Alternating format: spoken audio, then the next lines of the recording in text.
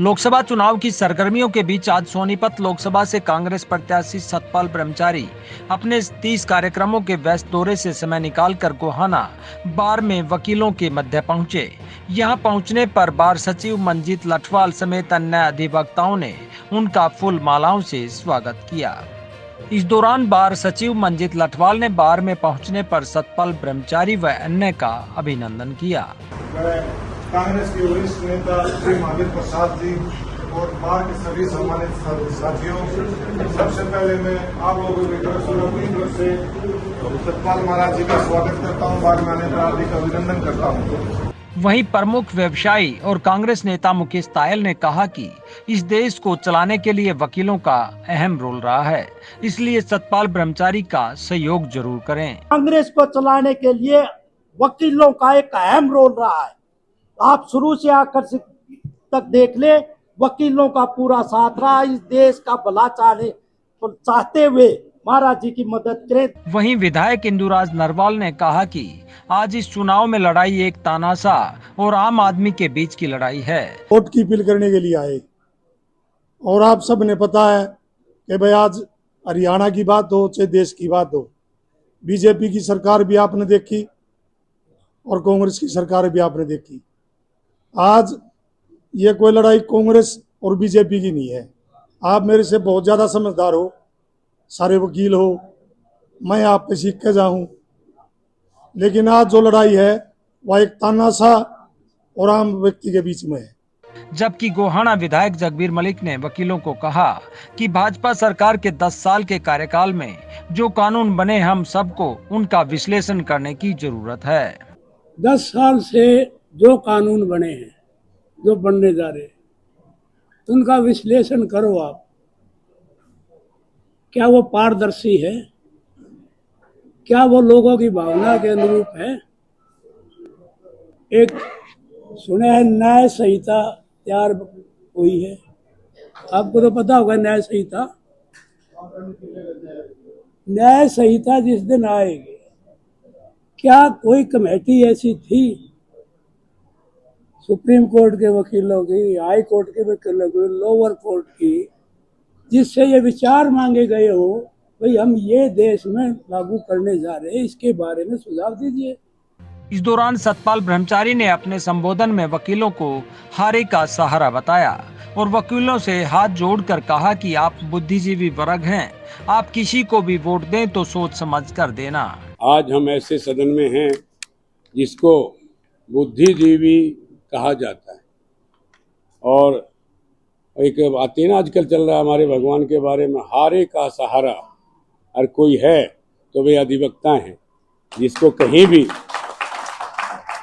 न्याय ना मिले, परेशान हो, तो आपकी शरण में आएगा तो निश्चित एक रास्ता बनता और रास्ता खुलता और न्याय भी मिलता है। ऐसे आदरणीय अधिवक्तागण, हमारी बहनें, बुद्धिजीवी वर्ग हैं आप सबको समझा सकते हैं। एक व्यक्ति आप में से 100 वोट दिला सकता है मुझे, कम से कम 100 ऊपर जितने भाई आपके प्रभाव में हर तरह का व्यक्ति आता है। जिसको मुकदमे वाला पैरवी करानी वो भी आएगा, और शाम को जब घर बैठेंगे बुद्धिजीवी लोग आपस में बात करते हैं तो कहीं ना कहीं आप जनता के एकदम डायरेक्ट अटैच में रहते हैं। तो मेरे लिए कृपा करें। और भाई वकील अधिवक्ता हैं सब, दूध का दूध और पानी का पानी वो तो जज देखता है, लेकिन आप भी कम नहीं हो रहा है तो आप ही बताएंगे उसको। तो ये देख लेना भाई, हम 2 लोग लड़ रहे हैं, 3-4 लड़ रहे होंगे, वैसे तो 22 हैं शायद, लेकिन 2-3 में लड़ाई है। तो आप उसमें देख लेना, अगर मुझे अच्छा समझो, क्योंकि आपके आगे मैं कहूँ जी मुझे अपील वोट दे देना, आप सोच समझ के वोट देंगे, चाहे किसी भी दल को दें। वहीं जगत महान न्यूज से बात करते हुए सतपाल ब्रह्मचारी ने कहा कि मुझे वकीलों के बीच में आकर बहुत अच्छा लगा, उनका धन्यवाद करता हूं। उन्होंने कहा कि 100% वकील उनके साथ हैं। उन्होंने गोहाना में प्रधानमंत्री मोदी के संबोधन पर कटाक्ष करते हुए कहा कि जो व्यक्ति मंगलसूत्र, जलेबी और भैंस जैसी चीजों पर आ जाए, जबकि उनको गोहाना के मशहूर मातूराम हलवाई का नाम भी नहीं लेना आया। उन्होंने कहा कि कांग्रेस ने 70 साल राज किया, किसी का मंगलसूत्र छीना गया क्या? इस दौरान उन्होंने अन्य मुद्दों सहित प्रधानमंत्री से सवाल किया। उन्होंने गोहाना, सफीदों और अन्य जगहों पर गोलियां चलने का जिक्र करते हुए कहा कि प्रधानमंत्री ने अपने संबोधन में इसका तो जिक्र नहीं किया। मुझे बहुत अच्छा लगा गोहाना की बार, जींद की बार, सोनीपत की बार। मैं कह सकता हूँ 95 या क्या 100% वकील मेरे साथ हैं, अधिवक्तागण हैं। ये दूध का दूध, पानी का पानी रोज करते हैं और इनको ये पता सब लग जाता है भाई कौन आदमी कितना काम कर सकता है, किसकी क्षमता है, भाई जनता के काम भी करा सकता है या नहीं। सतपाल ब्रह्मचारी आपके बीच में आया, मैं सभी का तय दिल की गहराई से आपका हार्दिक अभिनंदन स्वागत करता हूं और स्वागत का धन्यवाद करता हूं जिन्होंने मेरे को इतना मान सम्मान किए। जो आदमी भैंस और जलेबी पे आ जाए और मंगलसूत्र पे आ जाए, देश का प्रधानमंत्री को कहाँ टाइम मिलता है कि मोटी जलेबी, मैंने भी वो नाम भी सही नहीं लेना है मातू जी का, ठीक। लेकिन वो कह रहे हैं कि अगर कांग्रेस आई तो वो जो है मंगलसूत्र और ये 70 साल में कभी छीना मंगलसूत्र? 70 साल वही कहते हैं कि भाई आज मंगलसूत्र तो खरीद भी नहीं सकते, सोने का रेट 75,000 रुपए है। कांग्रेस के राज में क्या था, क्या भाव था भाई? जब 70 साल पहले नहीं छीना, अब मंगलसूत्र छीनेंगे? आपकी प्राथमिकताओं में क्या रहेगा अगर आप चुने जाते हैं तो? सोनीपत, देखिए सोनीपत, सफेदों, जींद, हमारे यहाँ इंडस्ट्री बहुत कम है। मैंने माननीय भूपेंद्र हुड्डा साहब से भी रिक्वेस्ट की जुलाना में कि हरियाणा में जो देखने को मिला, यहाँ कोई भी बड़ा इंडस्ट्री एरिया हमारे क्षेत्र में नहीं है। जींद और सफेदों के बीच या फिर यहाँ गोहाना में एक इंडस्ट्री होती थी पहले ज़माने में सेलर की, चावल बनाते थे जो जीरी का, लेकिन वो भी ख़त्म है। आज लोगों से पता करते हैं जो सेलर तो व्यवसाय ख़त्म हो गया है, तो इसलिए यहाँ व्यवसाय की ज़रूरत है। बड़ी बड़ी जो कंपनियाँ आप हरिद्वार में देख सकते हैं, सिडकुल इतना बढ़िया बनाया कांग्रेस सरकार ने, जिसके मुखिया ND तिवारी साहब थे, मैं उस समय चेयरमैन था, उनके साथ काम किया, उस कमेटी में काम किया है। ऐसा हिंदुस्तान में नहीं। आप कभी जाओ हरिद्वार तो वहाँ का इंडस्ट्री देखना, वहाँ की कोर्ट देखना, आप कहेंगे यार क्या कोर्ट है, सुप्रीम कोर्ट, हाई कोर्ट जैसी कोर्ट। कांग्रेस अगर सेंटर में आता है अलायंस हमारा, तो निश्चित तौर पे मैं दावे से कह सकता हूँ पूरे हिंदुस्तान में, हरियाणा में, सोनीपत में सबसे ज्यादा काम होंगे। बहुत कम समय बचा है और 2 दिन बचे हैं बस, केवल तो भाग दौड़। क्या आप मान के चल रहे हैं भाई कितना क्षेत्र आपने कवर कर लिया? सोनीपत लोकसभा की जनता का बहुत अभूतपूर्व मेरे को समर्थन मिला है और समर्थन मिल रहा है। आप देख सकते हैं, मैं जहाँ भी गया बगैर कहे, जिन अलग 250 गाँव में तो जा नहीं पाया मैं, उन गाँवों से भी अच्छी रिपोर्ट आ रही है। कल राहुल जी आएंगे तो उसके बाद आप किस तरह की हवा देख रहे हैं सोनीपत में? राहुल जी सारे रिकॉर्ड तोड़ देंगे सोनीपत में।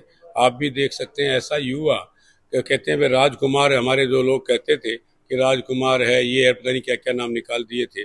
4000 किलोमीटर पैदल चलना, रोज का 25 किलोमीटर पैदल चलना, एक जानदार आदमी जिसका विजन हो वही चल सकता है, हर एक के बस की बात नहीं है।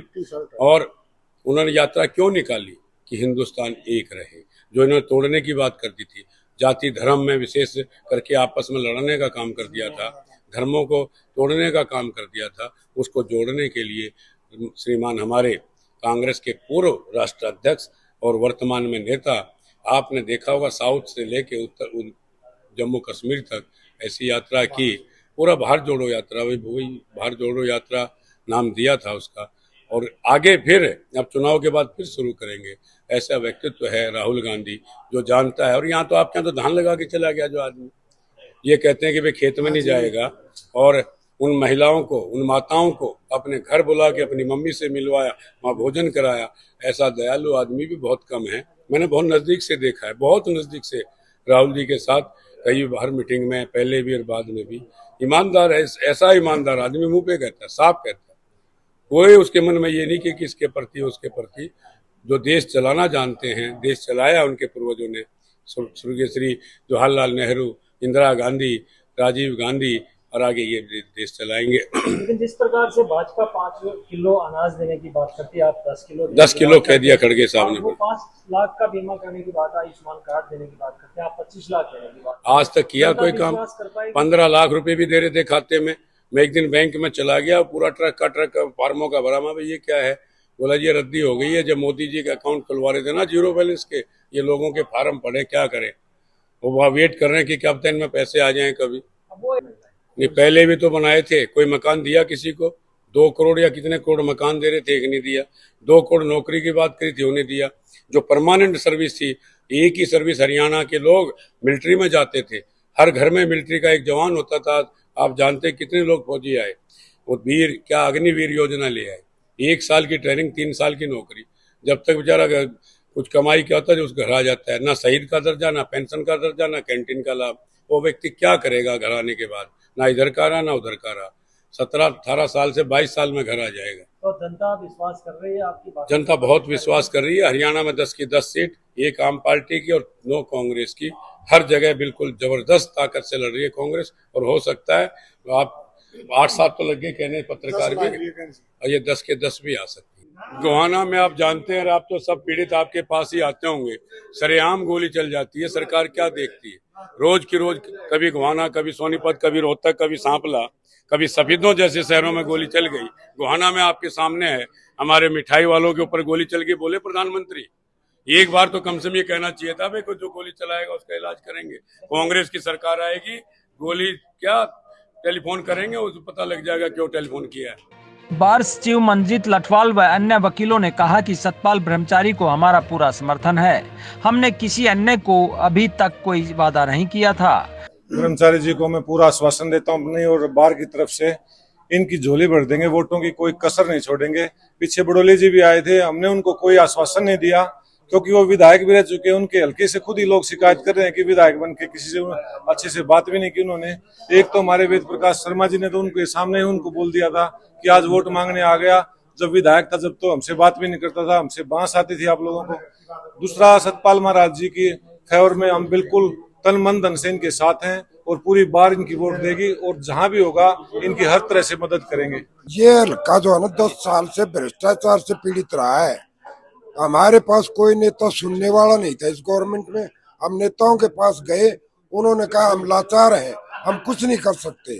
भ्रष्टाचार का बोलबाला रहा, महंगाई का बोलबाला रहा और बेरोजगारी ऊंचे स्तर पर रही, जिससे जनमानस में तराही मची हुई है।